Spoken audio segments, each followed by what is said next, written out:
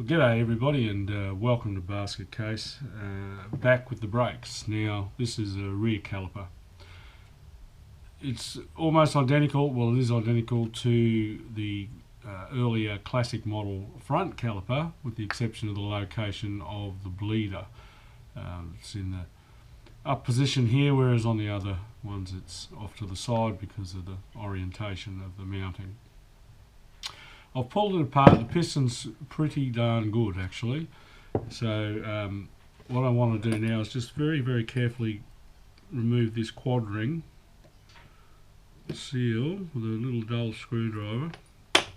I need to reuse this. It's still malleable. It's got a bit of grit etc in there, so I need to clean that up and try and get all this groove cleaned up. Yes, it's a quad ring, and it'll need to try and seal all the way around the ring. So it's you've got to be very careful when you're removing them that you don't scratch any of that surface in there, because the fluid could find a pathway around it. Alright, let's get it all cleaned up.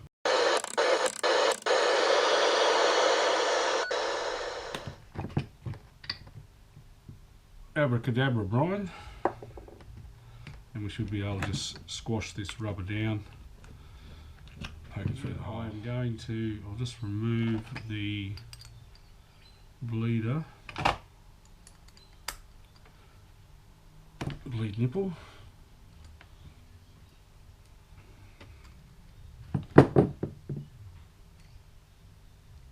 And that is thread. So we might be in strife here. That's actually bits of the thread from the outside. I'm going to try and reassemble this now. I've had to resort to using one of the front brake calipers from the Yamaha classic ones that I got, because the thread on that is stuffed. I do not have a helicoil the right size to repair it, and the thread on that is stuffed where the pin goes for the retainer for the brakes. So I've got enough second-hand bits, I think, between the two calipers to make one. I'm just going to put a smear of rubber grease on this seal, pop him back in there. You can use brake fluid.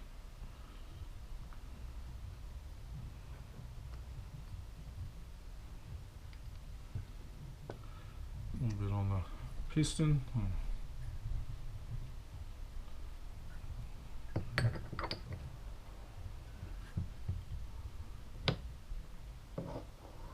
That's nice. Yes, resistance there, so that's all good. Put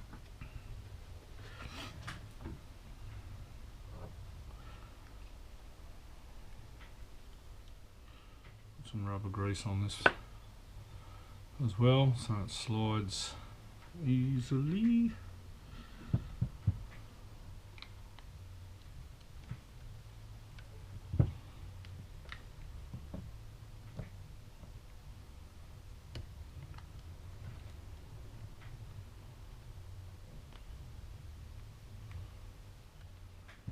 Excellent. Finally starting to have a win. Just get that a bit higher so that I can get that rubber in there.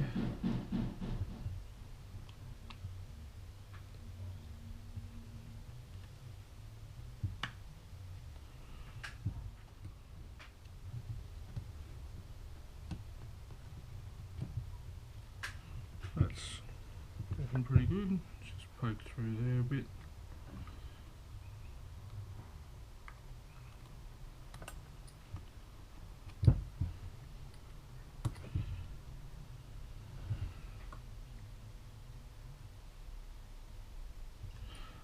Okay.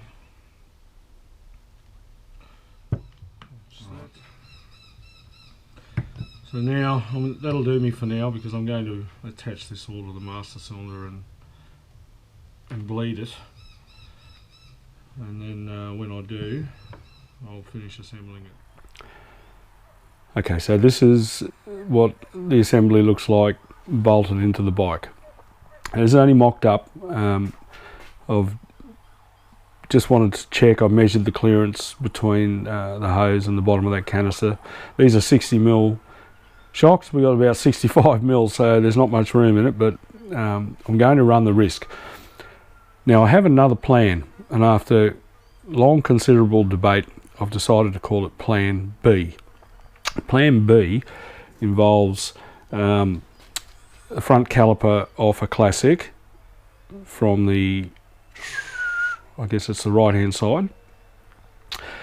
You can see that the banjo fitting, where the hose bolts onto the caliper, is opposite to this one. There's nothing that says that this caliper has to be in this orientation. So I mean, if I prove down the track that I have issues, I will I'll extend the mounting bracket and rotate the caliper mount around until this line lines up with that line, and the whole thing will be definitely clear. Now I could do it now, but quite frankly, you know, I think that I'll be fine, and I'm going to run the risk of Plan A. The problem with Plan B is that the bleed nipple orientation isn't exactly where I'd like it. Now I could do something sneaky like cross drill another port to the top of the caliper, and I may do that, but essentially I'd have to bench bleed them every time I wanted to bleed them. And I'm going to do that now. So let's pull this out of the bike and see if we can get some fluid in it and get it operational and set up. Okay, so this is the little setup. I've grabbed this is the back bracket off a Classic, and will actually make up part of Plan B if I need it. But I've just used it as a mounting for the master cylinder, so it's nice and firm, and I can operate it here. Got the hose connected. I've got an auto bleeder into a bucket for the bottom, but I'm just going to pour some fluid in now and see if we can't get this master cylinder working for a start. My greatest fear is that it'll leak, because it is all second-hand bits. Put the lid on straight away. See if I can get bubbles, and I get bubbles up through the vent. Which is good. I'm just loosening this off. I'm going to try and see if I can get fluid up to here. We don't have any fluid leaking out the bottom of it, which is a good sign. If this does start to work, there's no reason why I need to pump that piston up. And just bleed the little bit in the back. So, put a clamp on him. Oh, we've got movement down there. It's pushing air down through the hose. I can see bubbles coming up. We'll just feed him through. The brake pad's already in there.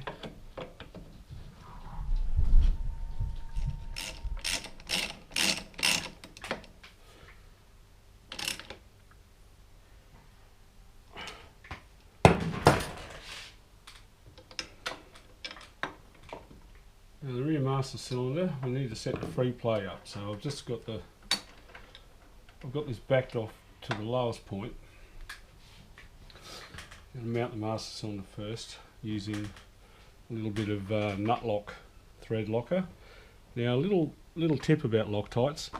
Loctite is measured by the drop, and the catalyst is an anaerobic environment and metal. So in other words, it works in the absence of air and in contact with steel. So when you fit Loctite, you just need to put a drop on.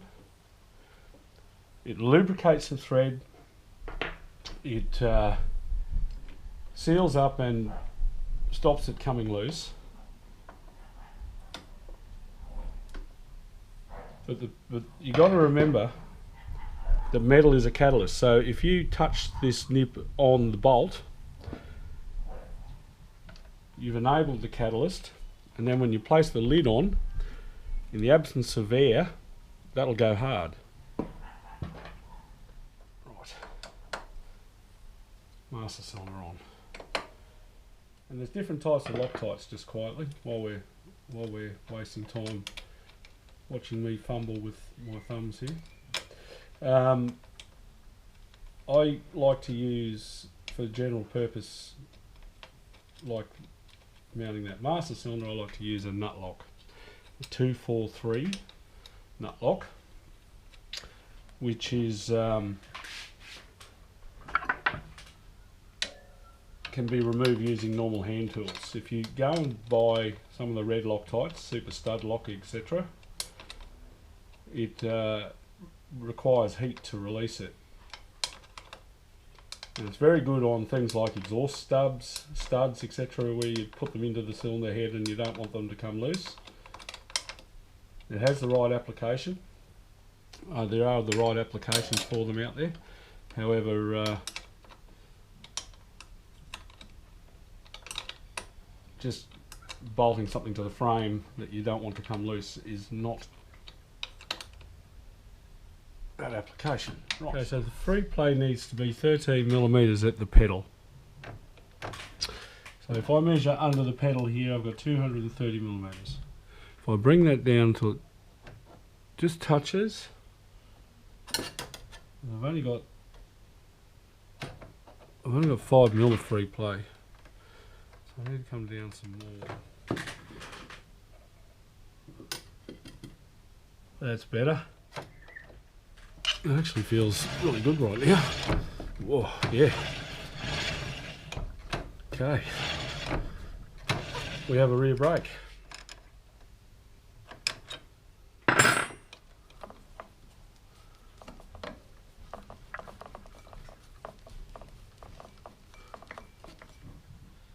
Pull it all apart and see if we've got something that we can actually work with.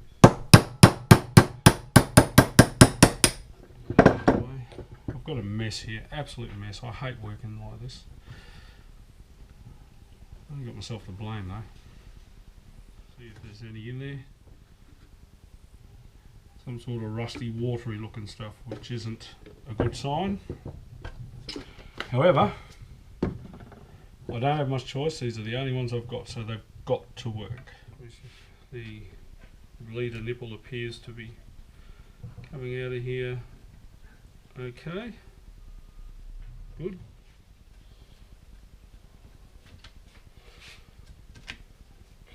Plastic cover. Split pin. I'm going to try and knock that out of there. Just try and gently tap it and see if it's going to move okay.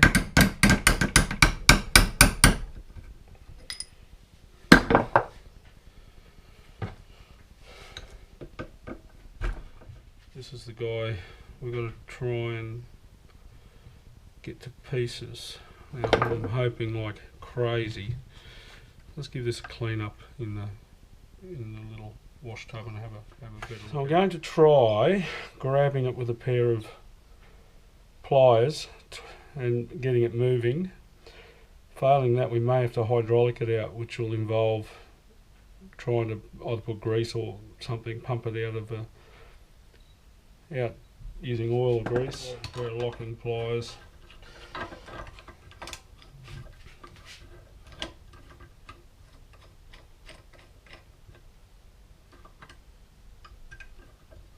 I don't squash it either.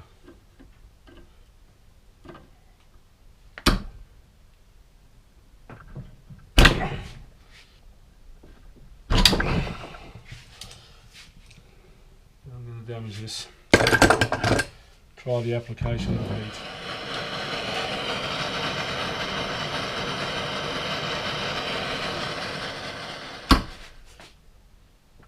It's moving.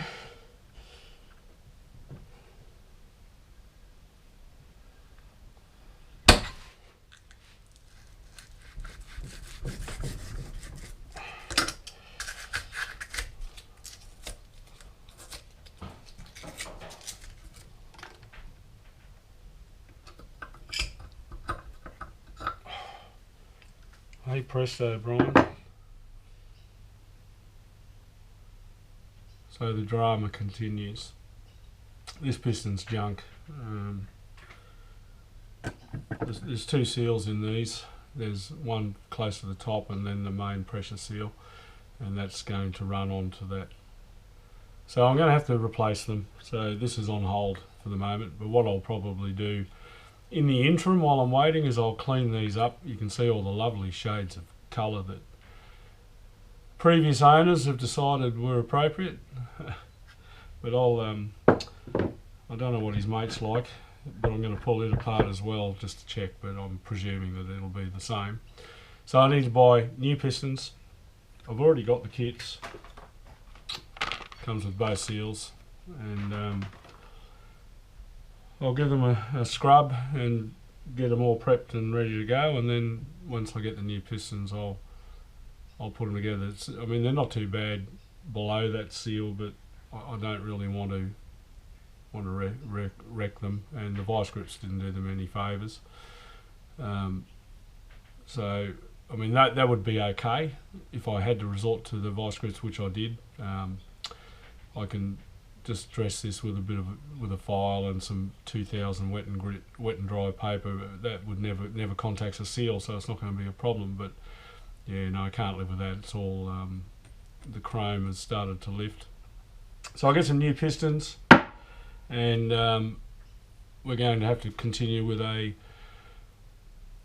Whole Lotta Woe Part 3, which will be the front brake. The back brake was a success, and it's in the bike now and functioning. The free play's been set. It's all bled, it's holding oil, and it is returning. I'm not convinced that this one's ever going to function again. However, as a plan B, I will strip this apart and have a look at it. I might as well, I've got it here. But you know, this is the issue when you're working with junk. Anyway, stay tuned, subscribe, we'll be back for more. Bye for now. It's acting on a much larger area, and that generates greater force at that point. Pressure is the same as here. Force is greater because it's multiplied across that face.